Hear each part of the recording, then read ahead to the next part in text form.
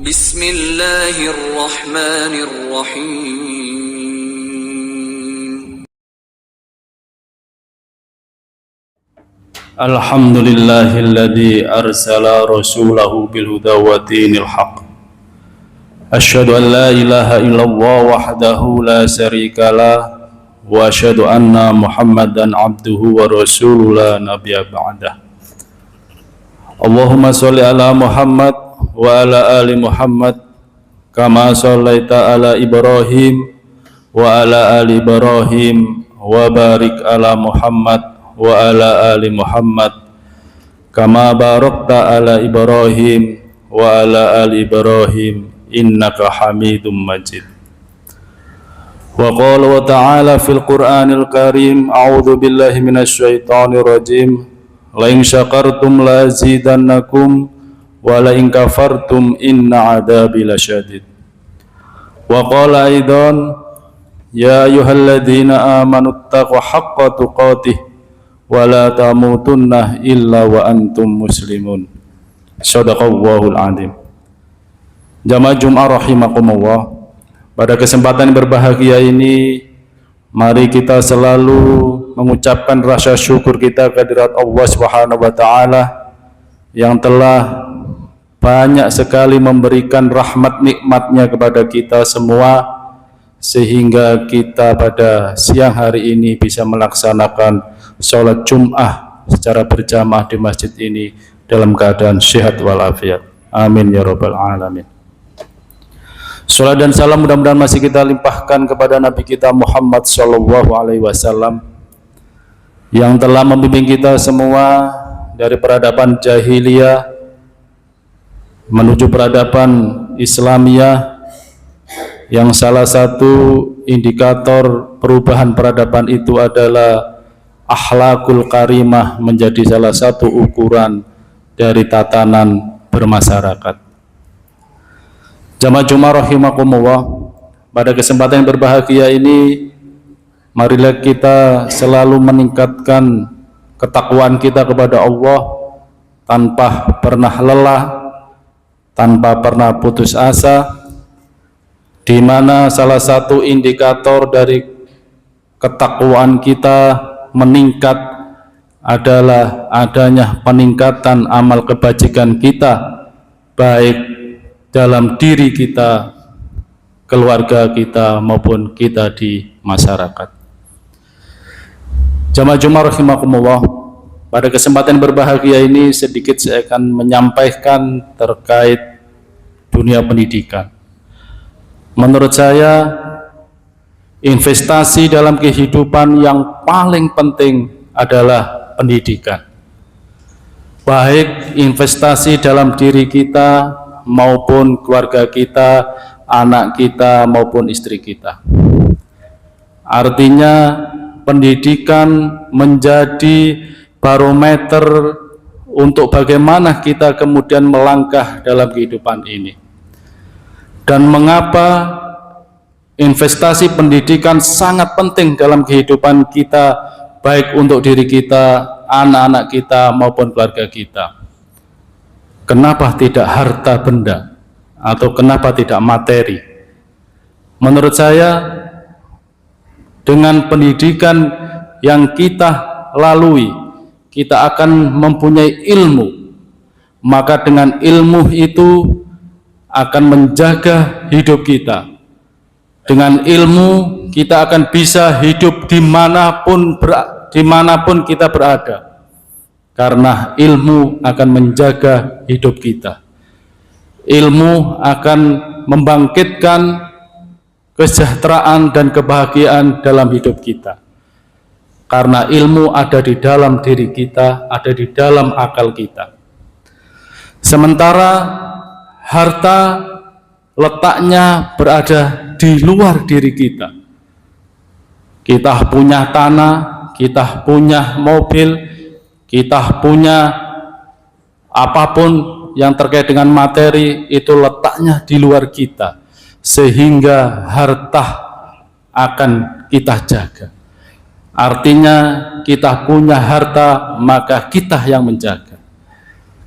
Kita pergi ke Kalimantan, tidak mungkin tanah yang ada di Jemur Sari ini akan kita bawa ke Kalimantan. Pasti akan kita tinggal, karena ada di luar kita. Harta bisa hilang seketika. Kalau kena bencana, kebakaran dan sebagainya, maka akan hilang seketika. Tetapi kalau kita punya ilmu, maka kita akan bisa membeli harta dimanapun kita berada. Oleh karena itu, bagi saya investasi terbaik dalam kehidupan ini adalah bagaimana kita ini selalu meningkatkan pendidikan kita, selalu menambah ilmu kita, dan mencari ilmu itu tidak harus di bangku-bangku sekolah. Ilmu tersebar di mana saja, termasuk di masjid ini, di majelis taklim dan sebagainya. Oleh karena itu, tadi takmir sudah menyampaikan agenda-agenda peningkatan keilmuan, maka kalau bisa ada waktu longgar, jamaah bisa mengikuti. Kenapa? Karena itu sangat penting dalam kehidupan kita. Ilmu tidak terasa, tapi akan sangat berpengaruh dalam kehidupan kita. Pada saat kita menghadapi persoalan, maka yang akan bermain dalam diri kita dan pikiran kita adalah seberapa kita punya ilmu. Semakin ilmu kita luas, maka dalam menyikapi persoalan kehidupan ini juga akan banyak alternatif-alternatif. Kenapa orang itu mudah putus asa, bahkan sampai bunuh diri? Karena dia tidak punya referensi alternatif untuk menyikapi persoalan yang dia hadapi. Dia berpikir pendek, seolah-olah semua persoalan ini bisa selesaikan dengan bunuh diri. Jamaah Jumat rahimakumullah. Maka pertanyaan selanjutnya adalah bagaimana kita ini untuk selalu mendapatkan ilmu. Ada syair yang tertulis dalam kitab klasik yang itu sering diajarkan di dunia pesantren terkait dengan syarat kita untuk bisa mendapatkan ilmu. Di syair itu disebutkan, ala la tanalul ilmah illa bisittatin. Ingatlah, kalau panjenengan ingin mendapatkan satu ilmu, maka illa bisittatin, ada 6 syarat. Apa saja 6 syarat itu? Yang pertama adalah dzukain. Dzukain itu artinya punya akal yang sehat. Akalnya harus sehat atau akalnya harus cerdas. Kenapa? Karena untuk menerima ilmu, karena kalau ingin kita ini belajar, maka syarat yang pertama adalah akal seorang murid, seorang santri itu harus sehat. Artinya sehat itu berarti tidak gila. Kenapa? Karena kalau sudah akalnya rusak, gila, maka ilmu apapun yang disampaikan seorang guru tidak akan bisa masuk. Yang pertama adalah dukain. Yang kedua, wahirsin. Hirsin itu artinya semangat, niat yang kuat. Maka kalau kita sudah punya akal yang sehat untuk mendapatkan ilmu, maka syarat yang kedua adalah hirsin, niat yang kuat, punya semangat terus untuk mencari ilmu. Maka kalau orang itu punya semangat yang kuat, walaupun dia sakit, walaupun dia sudah ngapunten, sepuhnya, dia akan terus berangkat untuk mencari ilmu. Kenapa? Karena ada semangat yang kuat untuk mencari ilmu. Kenapa kita ini walaupun masih muda malas mencari ilmu? Karena tidak ada semangat, tidak ada niat yang kuat. Maka sebenarnya fisik itu tidak menjadi ukuran untuk orang bisa terus mencari ilmu. Selagi dia punya khirsin yang kuat, dimanapun dia akan datangi itu majelis-majelis taklim, dan itu malah bisa menjadi dia sehat. Jamaah rahimakumullah, banyak sekali riset-riset yang dilakukan oleh para pakar bagaimana hubungan antara pikiran, semangat dan fisik. Semakin pikiran ini kita gunakan untuk mencari ilmu, membaca, maka fisik ini juga akan semakin sehat. Kenapa kita ini mudah sekali sakit, mudah sekali pikun? Karena akal kita, pikiran kita jarang sekali kita gunakan untuk membaca atau berpikir. Maka saran saya bagi bapak-bapak yang sampun sepuh, harus semangat terus mencari ilmu. Supaya apa? Supaya tidak gampang pikun. Maka kalau ada majelis-majelis taklim, selama masih kuat ke masjid, maka berangkatlah. Apalagi yang masih muda. Itu yang kedua, wahirsin. Yang ketiga apa? Syarat yang ketiga, wastibarin. Untuk mendapatkan satu ilmu, maka seorang santri, seorang murid, syarat ketiga adalah wastibarin, kudu sabar. Kenapa? Karena mencari ilmu, belajar itu membutuhkan satu tantangan yang tidak mudah. Untuk bisa ngaji Al-Quran itu butuh waktu, butuh tantangan. Maka kalau tidak sabar, yang terjadi adalah gampang mutung, gampang putus asa. Maka kenapa kita ini kemudian nggak semangat mencari ilmu? Karena kita tidak punya kekuatan kesabaran untuk terus mencari ilmu. Karena dalam mencari ilmu itu pasti berdarah-darah. Bayangkan, untuk mendapatkan gelar S1 saja berapa tahun? Antara 3 sampai 4 tahun. Kalau itu tidak sabar, pasti 1 tahun sudah pulang. Sehingga tidak akan dapat yang namanya gelar sarjana. Di Indonesia ini sistem pendidikan kita itu mulai PAUD sampai S3. Itu kalau kita hitung berapa tahun itu? Tingkat dasar aja 6 tahun. Tingkat menengah 3 tahun, tingkat atas 3 tahun. Kuliah S1 sampai S3 itu 4 ditambah 2 tambah 3.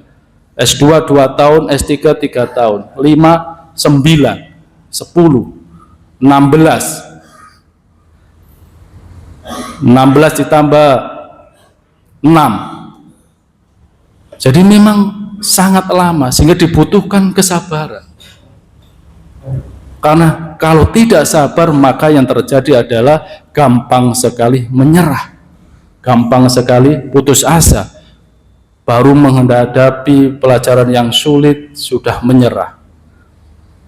Baru ketemu guru yang agak killer sudah menyerah dengan berbagai alasan. Maka wastibarin menjadi syarat ketiga untuk bagaimana seorang murid bisa mendapatkan ilmu. Jamaah Jumat rahimakumullah. Yang keempat apa? Selain dukain, wahirsin, wastibarin, yang keempat adalah wabulghotin. Apa bulgho itu? Biaya, modal. Jadi kalau kita ini ingin mendapatkan satu ilmu, maka syarat keempat harus ada biaya. Maka sebenarnya sistem pendidikan kita itu tidak ada yang namanya sekolah gratis. Tidak ada. Semua pendidikan, semua instansi pendidikan pasti membutuhkan biaya. Dan tidak ada yang namanya sekolah gratis. Sebenarnya bukan gratis. Jadi pemerintah itu memungut pajak panjenengan, dikumpulkan jadi satu, kemudian pajak panjenengan itu dikembalikan lagi, dialokasikan ke dunia pendidikan dengan memberi beasiswa-beasiswa murid-murid yang tidak mampu. Jadi sebenarnya itu tidak gratis.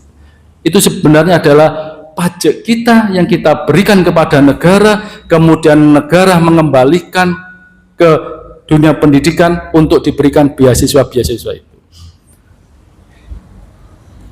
Kalau ingin pendidikan itu maju, memang salah satu syaratnya adalah apa? Pemenuhan fasilitas pendidikan. Mulai laboratorium, kualitas guru, kualitas infrastruktur, kualitas kegiatan yang ekstrakurikuler, dan semuanya itu butuh biaya. Makanya di Undang-Undang Pendidikan Nasional kita, alokasi anggaran untuk pendidikan kita ini adalah 20% dari APBN yang ada. Kalau misalnya APBN Indonesia ini 1.000 triliun, maka 20% itu harus dialokasikan untuk pendidikan. Berarti sekitar 200 triliun. Cuma problem di kita adalah kebijakannya sudah bagus, implementasi di lapangannya yang banyak kerawanan. Ini yang harus kita kawal bersama, sehingga anggaran yang 20% itu betul-betul bisa terserap, terimplementasikan untuk membangun kualitas pendidikan kita, tidak bocor ke sana kemari. Jamaah Jumat rahimakumullah. Itu syarat yang keempat, wa bulughatin. Syarat kelima adalah apa? Wa irsadu ustadin. Jadi untuk seorang murid pengen mendapatkan ilmu, syarat kelima adalah wa irsadu ustadin, butuh seorang guru. Maka dalam dunia pendidikan, fungsi guru menjadi sangat penting. Punya peran vital bagaimana kemudian guru ini bisa menginspirasi, bisa mentransformasi ilmunya kepada para muridnya.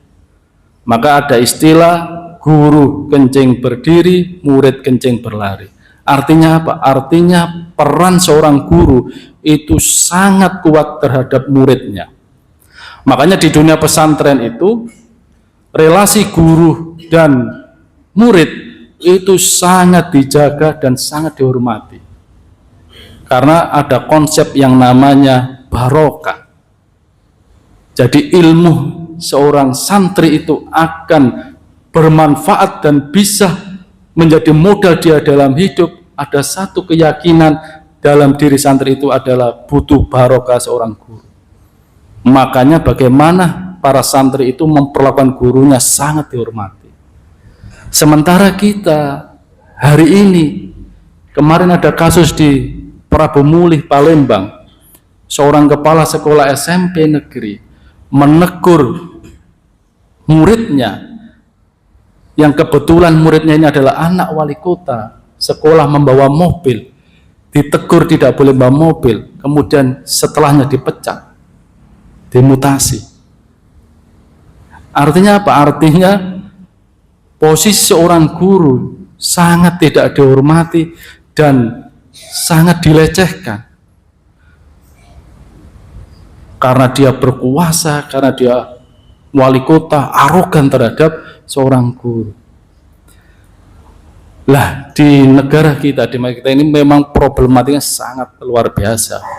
Bagaimana posisi guru dengan murid, murid dengan guru. Sekarang ini kita sering banyak membaca atau melihat di TV bagaimana seorang guru juga kasar kepada muridnya, murid juga kasar kepada gurunya, bahkan sampai dibunuh, bahkan sampai dibully dan sebagainya. Ini menjadi fenomena yang saya kira sangat miris di tengah masyarakat kita. Padahal yang seharusnya wa irsadu ustadin itu punya posisi yang sangat kuat. Kenapa? Karena guru akan mentransformasikan ilmunya. Karena guru akan menjadi role model bagi seorang muridnya, bagaimana kemudian murid ini mencontoh akhlak dan sikap gurunya. Maka sebenarnya jadi guru itu juga sangat berat, karena dia punya tanggung jawab yang tidak sekedar materi, gaji, tapi dia punya tanggung jawab bagaimana kemudian anak-anak Indonesia ini menjadi orang-orang yang berkualitas. Dan itu dimulai dari guru kalau di sekolahan, tapi kalau di rumah dimulai dari orang tua.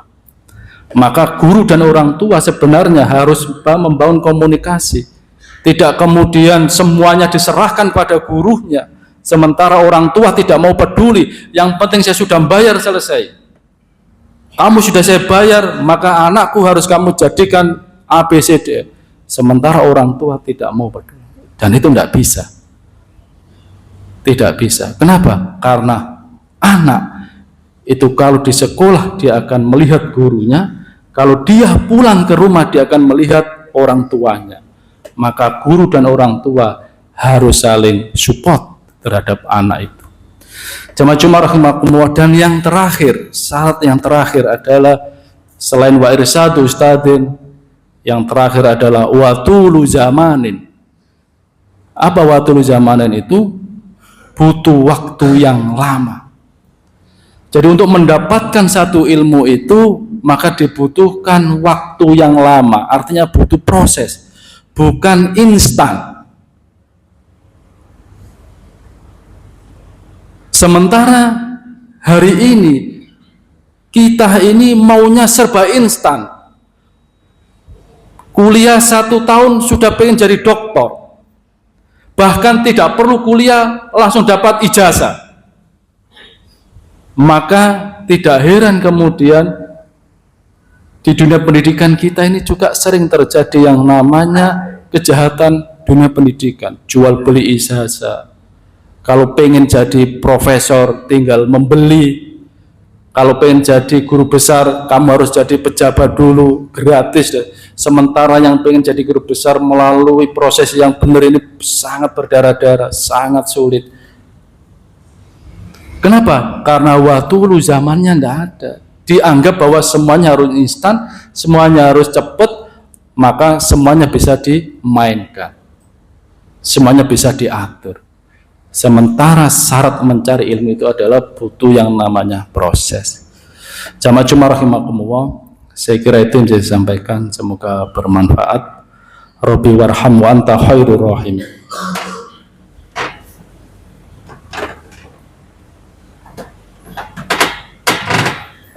Innal hamdalillah nahmaduhu wa nasta'inu wa nastaghfiruhu wa na'udzu billahi min syururi anfusina wa min sayyiati a'malina. Asyhadu an la ilaha illallah wahdahu la syarikalah wa asyhadu anna Muhammadan abduhu wa rasuluhu la nabiyya ba'dah. Jamaah Jumat rahimakumullah, di khutbah yang kedua ini saya menyampaikan kesimpulan sederhana bahwa kalau kita ingin terus mendapatkan ilmu, dan orang mencari ilmu itu tidak ada batasan usia, tidak ada batasan waktu, dan tidak ada batasan tempat. Sampai kita di liang lahat barulah selesai kita menuntut ilmu. Selama kita sehat, monggo silakan terus mencari majelis taklim. Kesimpulan kita pada khutbah kali ini adalah yang pertama, syarat untuk supaya kita ini terus mendapatkan ilmu adalah harus terus menjaga akal kita, wahirs apa dukain.